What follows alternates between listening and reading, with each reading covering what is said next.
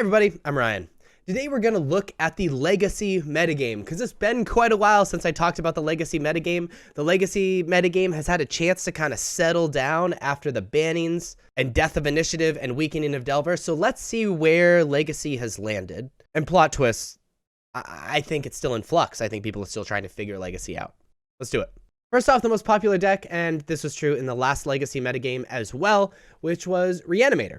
Reanimator at the top by a pretty reasonable margin, followed by 8cast, and then sharing the third slot is It Delver and Temur Delver. So let's talk about these three decks. Reanimator is an extremely potent and powerful Legacy deck that is just all business. They very, very quickly, sometimes as fast as turn 1, due to mana acceleration from Lotus Petal and Dark Ritual, put a really scary reanimation target into the graveyard, like Grizzlebrand, Archon of Cruelty, sometimes Serra Emissary or Atraxa or Iona, and then put it onto the battlefield. Normally when they do this, if they're successful in doing this, they're able to capitalize on that and win the game. Often this is a Force of Will check deck, or like in post-board games, hate check deck, but often it can win through Force of Wills and hate and things like that. And that's what makes it really, really powerful because of cards like Unmask and Grief that are also played in playsets in the deck. It kind of makes sense with the weakening of Delver, this deck getting better, because like Delver had a bunch of hate in the form of counterspells and a ton of pressure against this deck. And generally super focused all business decks do really good in formats in flux.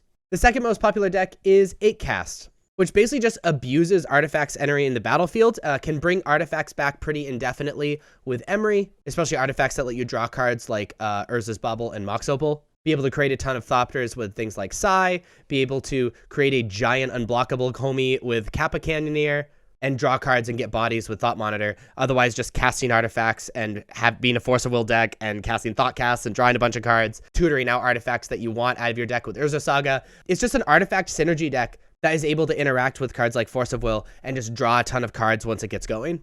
In the third slot is It Delver and Temur Delver. Now, if we considered It Delver and Temur Delver the same deck, it would actually be at the top. But there are some very slight differences.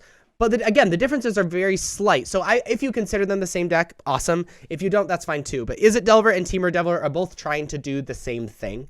They're trying to stick an early threat that its size is good for its mana cost, and then remove your opponent's stuff, counterspell important stuff from your opponent, and try to kill pretty quickly. It does this by casting Delver of Secrets, Dragon Rage Channeler, which also filters draws, and the 2-mana possible 8/8 in Murktide Regent. Now, Temur Delver kind of goes a little bit farther, and with the banning of Expressive Iteration, decided that we wanted to be a little bit more aggressive and playing Tarmogoyf, which I find really attractive. I'm a big fan of Tarmogoyf. I miss the card being good. But other than that, they are like a super, super similar deck. So maybe this was the most popular strategy. It's just if you want to play Tarmogoyf or not. That being said, let's look at the top 8 metagame in Legacy. Top 8 metagame looks a little bit different. Sharing the top slot is 4 decks wide is Reanimator, which we've already talked about, Jeskai Stoneblade, Temur Delver, which we've already talked about, and Sneak and Show. But as you can see from both of the graphics that I've shown in this video, you can play nearly anything in Legacy. Like, Legacy is wide open. It is no longer Delver or Bust or something that beats Delver or Bust. And that's really, really exciting to me. But let's talk about the decks that we haven't talked about yet. Jeskai Stoneblade is essentially a Jeskai control deck, controlling your opponent with things like Swords of Plowshares and Force of Will, and like flashing things back with like Snapcaster Mage, and controlling the game with things like Planeswalkers, but also has inevitability in Stoneforge Mystic, being able to fetch out Batterskull or Cauldron Complete, and then flash it in and have a big dumb guy that you can then re-equip to other creatures. And then True Name Nemesis very often. True Name Nemesis being protection from your opponent, which makes it unblockable, hexproof, etc., etc., etc., that you can actually equip Batterskull and Cauldron Complete to. And so really, this is just like the new form of Jeskai control. It's just important to play control with inevitability in Stoneforge Mystic. And Sneak and Show is a deck that is close to my heart that, like, I almost wish Reanimator wasn't good so, like, I could justify playing Sneak and Show, because they're doing really similar things, and I think Reanimator does it better, unfortunately. But Sneak and Show plays a bunch of big dumb guys, and you try to put those big dumb guys in your hand. You play Brainstorms, Ponders to be able to fill your hand, find the cards that you need, Force of Wills and Dazes to be able to stop your opponent from interacting with you and doing their own thing. sometimes even Omniscience, or a thing to put on the battlefield. And then we played 2 cards, Show and Tell and Sneak Attack. They do really similar things. Show and Tell is a 3-mana sorcery that when it resolves, you put an artifact, creature, or enchantment or land from your hand onto the battlefield. Your opponent gets to as well, but the thing that you put on the battlefield is always going to be better than what your opponent puts on the battlefield.